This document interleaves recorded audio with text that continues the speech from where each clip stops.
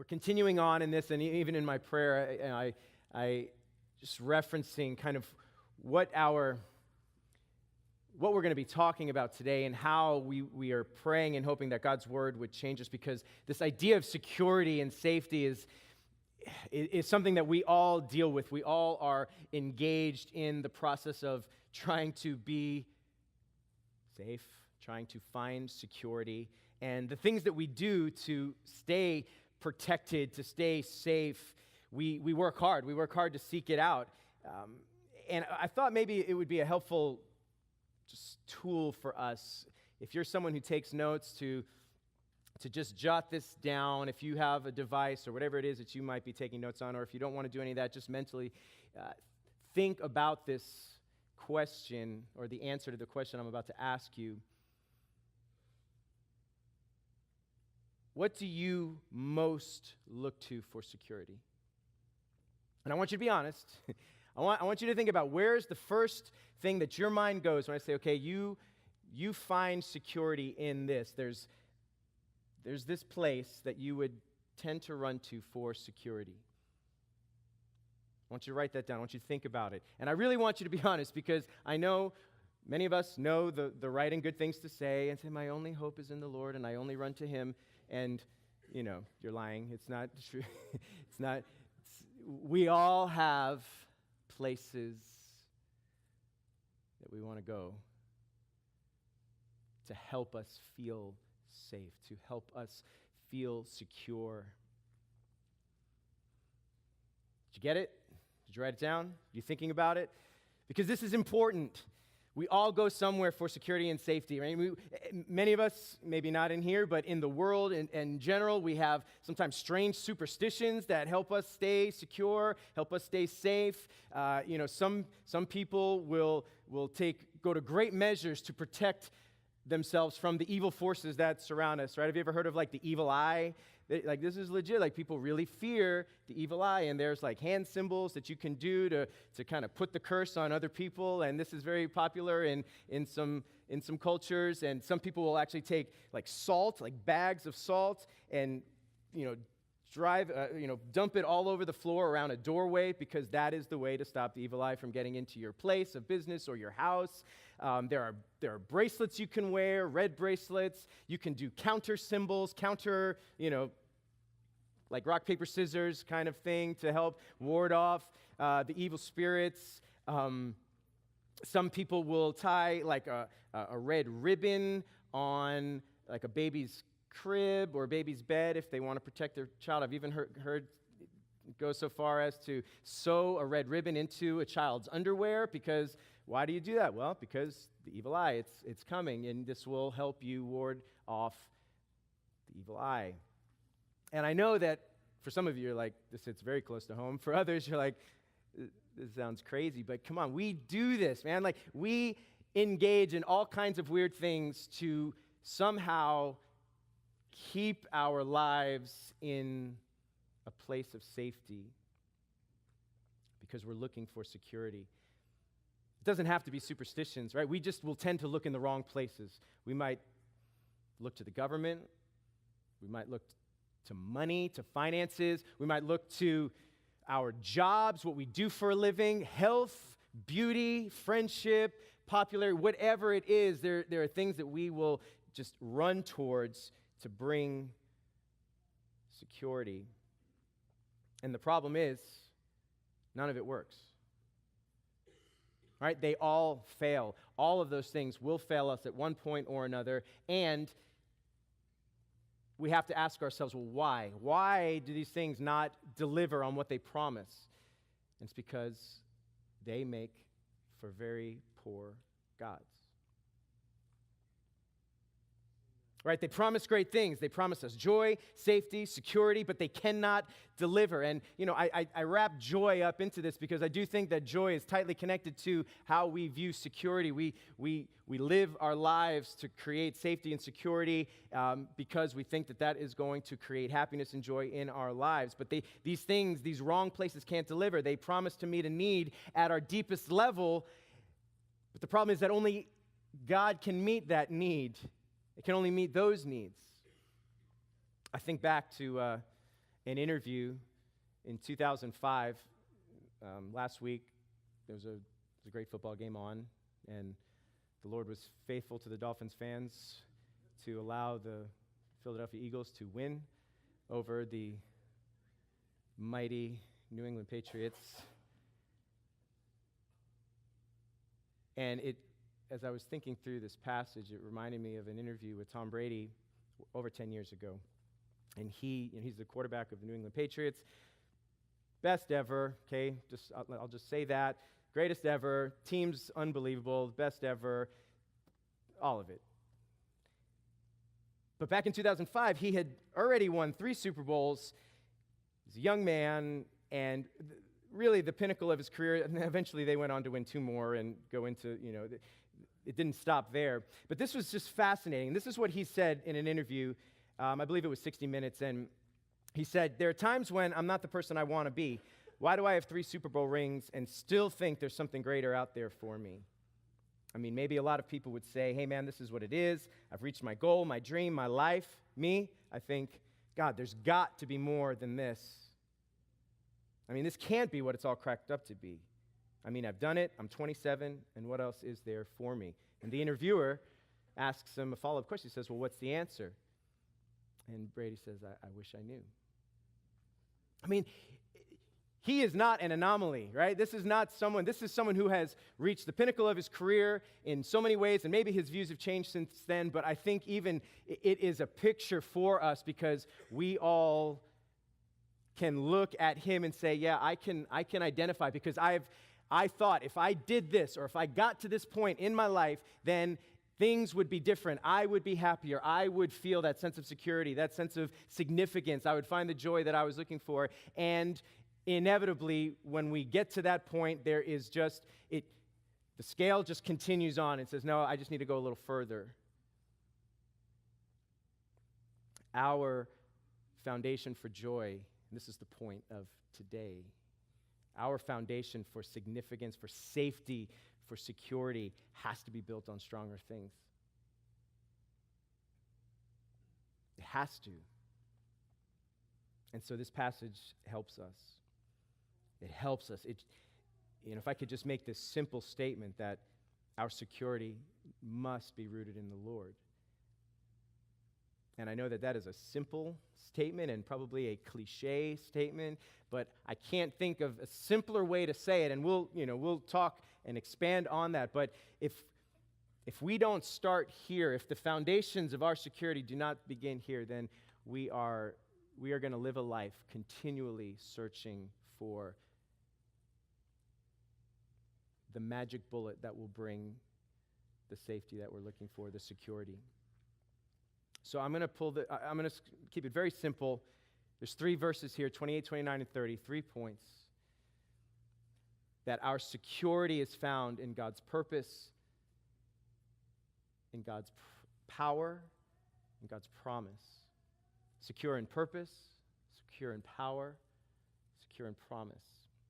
And you'll see as I go through that these are very tightly connected, and one does not come without the other, and there's really a lot of overlapping within it, but I think it does help us to just kind of split out these verses to give us a picture of the Lord in a unique way. So let's jump in. Verse 28. Now this verse Brian spoke on last week. Okay, we spent the whole morning last week talking about verse 28.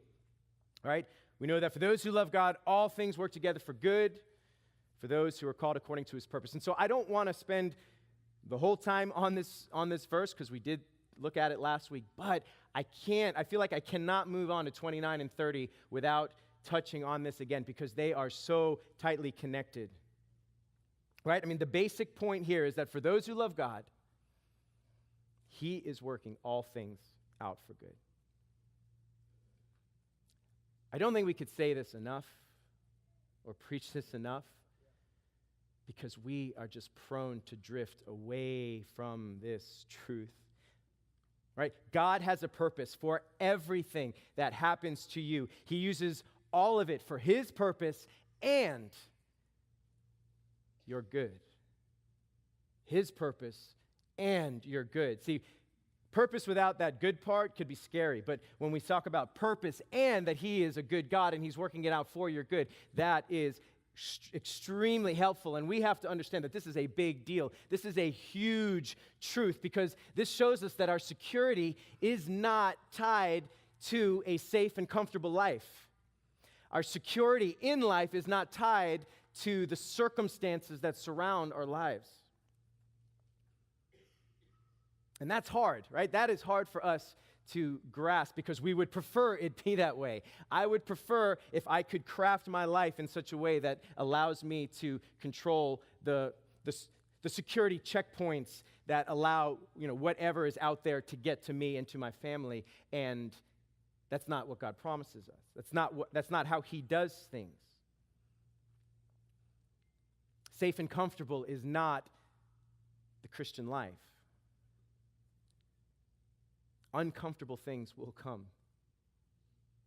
If I asked for a show of hands right now and said, who's uncomfortable in their life, I would imagine many hands would go up.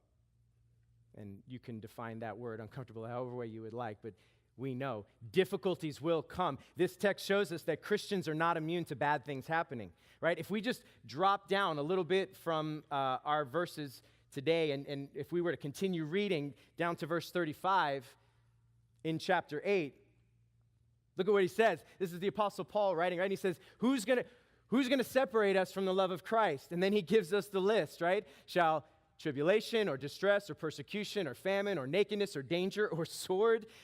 Every one of those words.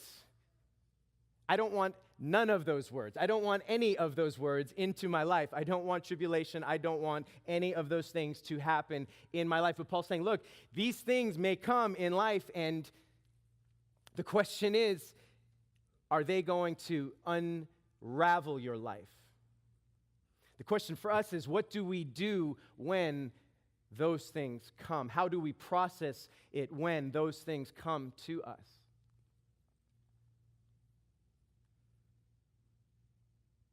Our sense of security has to be tied to something strong, something stronger, something immovable. Because if our security is tied up in the wrong things, let's say it's tied up in money, well, what's the problem? The problem is money comes and money goes. Money is fleeting. Just this week, right? Stock market's all over the place. If your security is tied up in the stock market, in the financial picture of your life, then, where the money goes, you go. Where the money goes, your heart goes. And that is not the key to a healthy life. If your security is tied up in the government, we're in trouble.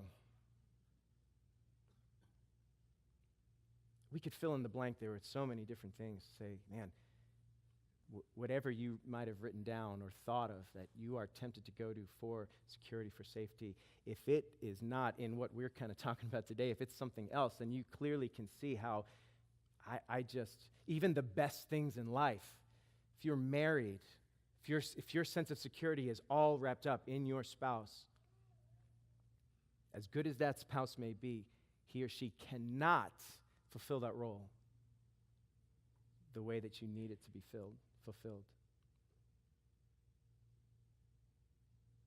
If I'm tied up with these things, I go where they go. But what God tells us is that there is a place to find security that is beyond the ups and downs of life. It's beyond the ups and downs of life, right? It's found in something unchangeable, and that unchangeable thing is His purpose, His perfect, powerful, sovereign purpose. He works all things out for good, the ups and downs of life. He has a purpose in those things, and not just any purpose, but a good purpose. And you're like, Adam, you said that already, and I have to say it again and again because we will forget. We think God is something different than He is.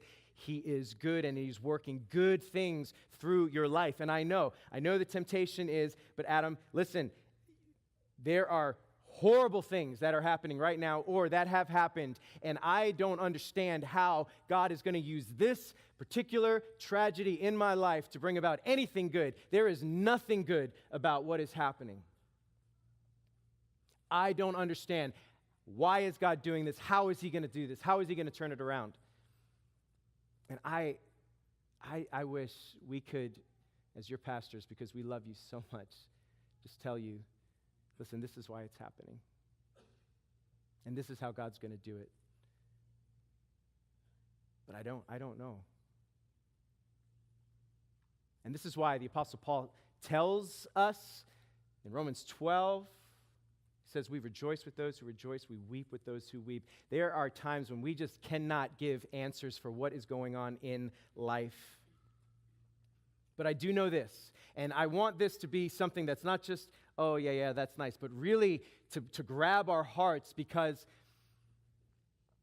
God the Father allowed the most terrible and unjust thing to happen to his Son. Perfect, sinless, beloved Son, Jesus Christ. He allowed for him to be crucified and beaten and mocked and killed because there was a bigger purpose. There was something that he wanted to do through that, and that something is why we sit here today, because we have found life in the death of Jesus Christ. And he didn't have to do it that way. He didn't have to do that, but that is in his plan, what he deemed was the way for us to come to life in him.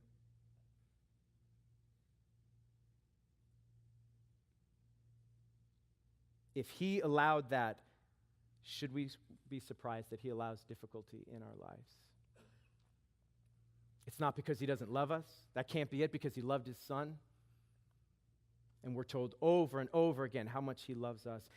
It's because there is a bigger purpose involved, and he is working our tragedies into something good. And the temptation is for me to stand up here and tell stories of how God has taken something bad and turned it into something good. And we could probably all look and think about stories in life that have happened that way and said, man, I did this and I didn't understand it at first, but then, man, God turned it around, and I have those stories. But I don't want to do that. I don't think that's the most helpful thing for us. I think we are tempted in those times they are encouraging. But we're also tempted at times to see or try to figure out, what's the formula then for how God's going to do this for me? Or what's the timetable? How long do I have to wait? I'll give God a week to turn this around into something good. And we can't do that. It is a totality of life that is in view from birth to death, that things are happening, purposes are being unfolded. And yes, bad things may come, but he is working all of that out for good, and we may not ever see the full good that is coming from it, but it is what brings comfort to our soul that he is at work for good purposes. It is a process. It's his timing. It's his plan. It's his purpose. And I know that it is hard to wait, and it is hard to go through. Let me say this before we move on. It is better that we are tethered to God's purposes, his plan, and his way of doing it than our own, than to random chance. As we look further in this passage, we just see that God is big. He is bigger than all of it. And we want to rest in the fact that his purposes are good and that he is working it out. And listen, this doesn't mean that we just throw this scripture out at people who are going through tragedy, who are going through difficulty, when you're dealing with a death in the family or dealing with a broken relationship, and you just go up and pat them on the back. It's like, hey man, all good. God works all things for good. It may not be the best and helpful way to be with someone in those times. But that's why we call this the foundations of security. This is what undergirds everything that we do. And so, yeah, when you're going through it, you feel it, and you're like, man, okay, this hurts, and I'm crying, and I'm going through it, but there's something in me. There is a strength inside because I have read this, I have trusted it, that God is going to use this for his good, and I trust him. I trust him with it. Find your security in God's purposes. Because look what comes next. In verse 29, talk about security in his in his purpose, but secure in his power.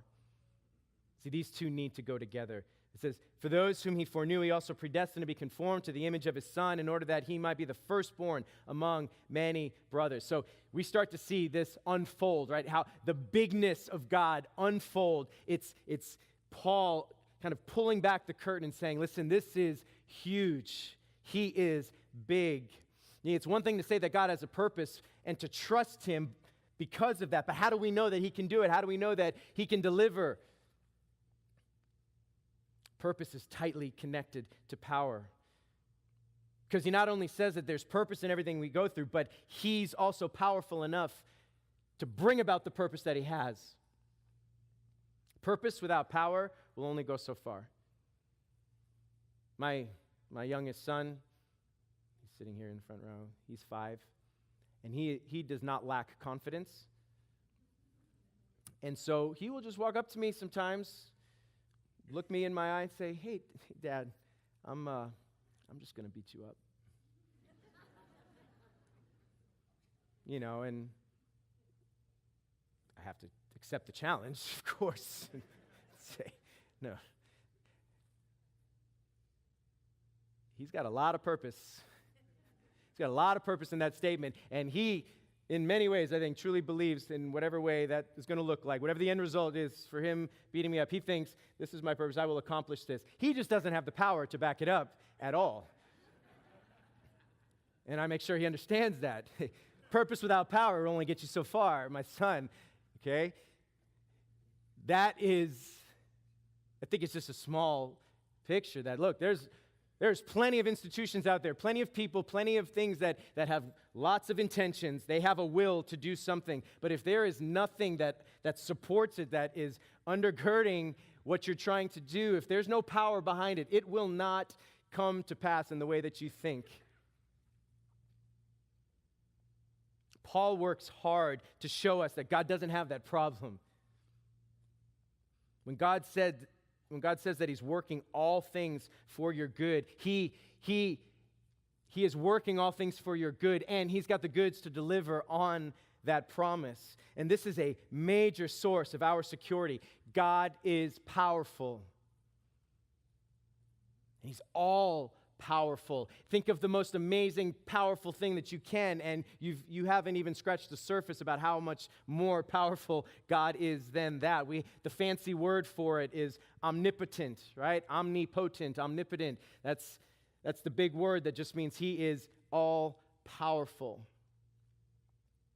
We also use the word sovereign to describe it. He is a sovereign God, that God is completely other than. He is completely independent. He does not need anything else. He does not answer to a higher power. He is the final authority and say in all things. And what it means is that God is able to accomplish everything that he sets out to do. Nothing gets in the way of God.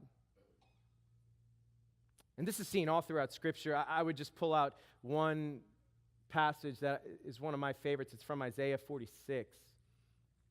I love this. It says, remember the former things of old, for I am God, and there is no other. I am God, and there is none like me, declaring the end from the beginning and from ancient times, things not yet done, saying, my counsel shall stand, and I will accomplish all my purpose. Man, when God is moving in a direction, he continues from start to finish, and he will finish. God's purposes will be accomplished. God, there is none like him. He says it there, I am God and there is no other. There is none like me. And our problem is that we want often God to be like something that we can relate to, that is just like us, right? When he has made us in his image, we are continually trying to make God into our own image and put him in a nice, neat box that says, this is how God will operate. This is what, if he really loves me, this is what he would do. And when he doesn't do that very thing, we start to question and we say, well, then maybe he's not real, or he doesn't love me, or this or that. And we have to pull out of that type of thinking. Look, it's not wrong to question what God is doing. I don't want ever us to think that, right? The psalmists question at times. Say, God, I don't understand what you're doing. This doesn't make sense to me. How long will you do this or how long will you do that? What needs to happen, though, is in the end, there is, but I will trust you because I believe you're good and you're just and you're righteous and you are working things that I just don't understand.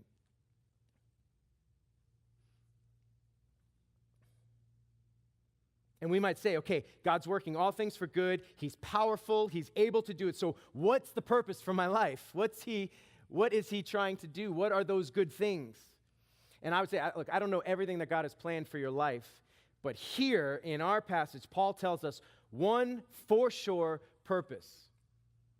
There are others, but we know for sure from here at least one thing that God is doing, and that is that he's making us more and more like Christ. He's making us more and more like Christ. Look at the chain. All things work together for good, right? If you know God, been called by God, all things work together for good. And here's what good looks like. You will be conformed to the image of Jesus Christ. That word conformed means he is conforming, molding, shaping, sculpting you to more and more resemble his Son.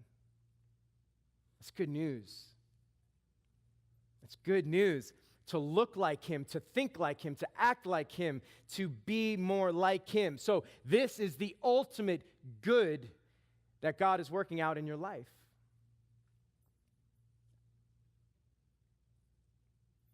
And maybe some of these words make you feel uncomfortable. And that's understandable, right? Sometimes when we encounter extreme power, we will feel uncomfortable. Remember, there is none like God. There is none like him.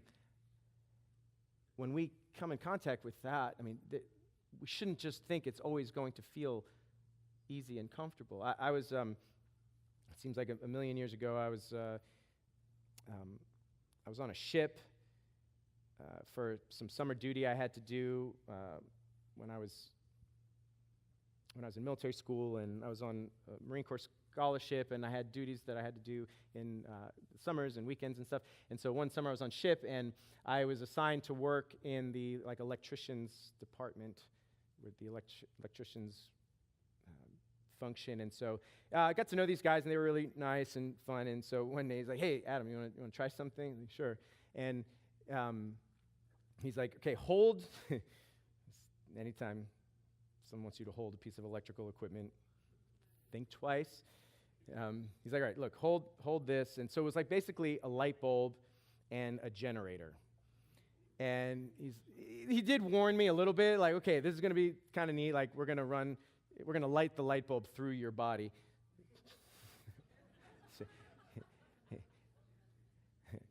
Yeah. Purpose with no power, right? So basically, I held whatever the word is. I held one of the leads, and I put my other hand on the light bulb. It was like a fluorescent bulb, and he had like a crank. It was like this. And so the last thing I remember was a little flash of light coming from the light bulb, and I'm telling you, it felt like someone punched me directly in the chest, and he cranked it, like half a crank, and it felt like I got tackled by, a 400-pound linebacker. It was unbelievable how much power came at me in such a small dose that, wasn't lethal or anything like that, but, they're like catching me like, "Hey, you okay, you okay?" And I was like, "Yeah, I'm good, and never will do that again." Just imagine the God of the universe who with his words spoke and things were created. He spoke the earth into existence. What kind of power does he possess? If God is who he says he is, as we read throughout the Bible, right? If he is even a portion of what he says that he is, and we believe he's all of it, if what we read in the Bible is true, then his power cannot be comprehended. And when we are confronted with some of the major truths about who he is, man, it should cause us to go, "Whoa, I don't even understand how this happens." He says those he foreknew and predestined, and we might hear those words and just go, "Ugh, Like, I don't want to think things are fixed or, what did he know? Look, we need God to be knowledgeable. We need him to be knowing all things and powerful over all things and sovereign over all things. And this text isn't even a full description about how all of that happens, but it's a piece of it, right? This is the character of God, and if God is really God, then he's so much bigger than we can comprehend. His knowledge, his ability, his power is so big and so alien to us that it should make us feel uncomfortable from time to time. If this whole book, just we read it and we don't ever go, "Oh, that was weird," then we're not reading it right. We're trying to make it fit what we want it to say. And so we always just want to let the word speak for itself and just say, like, good, these words, this concept is not meant to make us scared. It's meant to bring us comfort. These words, these truths are here to encourage us, to remind us that in a world where nothing is consistent, nothing is sure, we have a God who is so powerful, so intentional, and so good that he's working every situation out. He's working every situation in life to make us more like him, to make us more and more part of the family. I mean, that's what he's saying. He's saying that he is the firstborn of many brothers. We are brought into the family. Don't take offense to that. It just means that, the firstborn had all the rights and privileges to the house, had all the inheritance. And so God's saying, look, brothers and sisters, he's the big brother. Like we are engaged in life with him. We are part of the family with him. We are becoming more and more like the firstborn beloved son with all the rights and privileges. And that it is going to happen, that it is guaranteed that God is working this. And when God says, I will do it, he will do it because he's powerful and purposeful. So we just say, yes, man, predestined away. Like, thank you that you are working this and that it will happen and it will come to pass. And that is security. That's everything that we're trying to do for ourselves in this life, to build walls and communities around us, to bring safety and security to us. We have it here in the Lord, in Christ. It doesn't mean that we will never experience suffering. Look, he didn't promise no suffering. Jesus didn't suffer so that we wouldn't suffer. He suffered so that when we suffer, we will become more like him.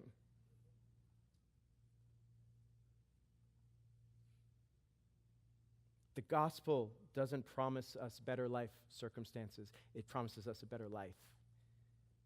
And that is good news. And the better life is becoming like Christ. And there is a promise attached to all of this. And we see that coming in verse 30. In his purpose, his power, his promise. And you can see how they're all closely tied in. Look how he finishes. The chain continues, right? It says, those he foreknew, he predestined. Then in verse 30, those he predestined, he called, he also justified. Those he justified, he also glorified.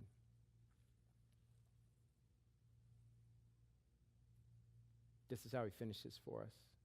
This is the promise. The worship team can come on up and get ready. The promise is that he will finish what he started. Do you ever have a friend who is great at starting things but can't finish anything? Like, they're great getting things going, but it'll never get done. The Lord is not like that. He's so unlike us. When he says that those whom he called, he justified.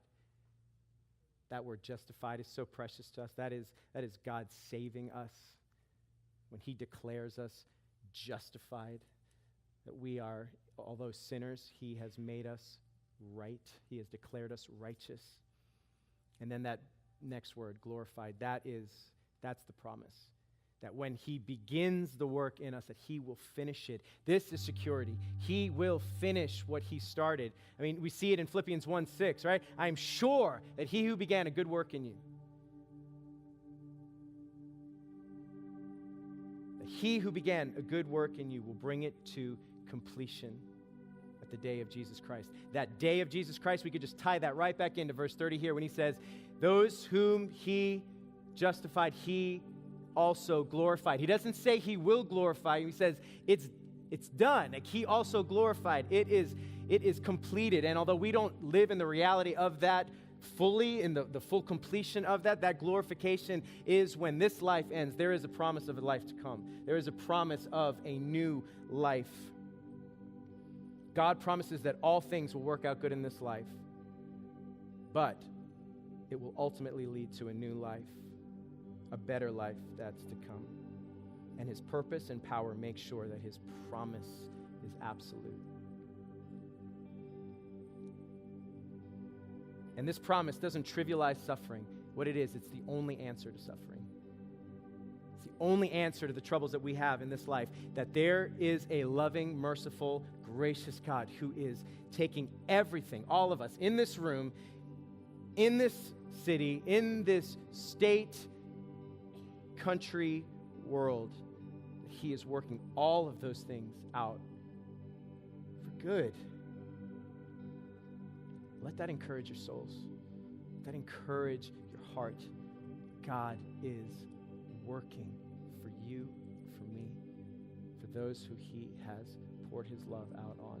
For those, if you have put your faith in Jesus Christ, if you have trusted him for the salvation of your souls, for the forgiveness of your sin, then this promise is for you.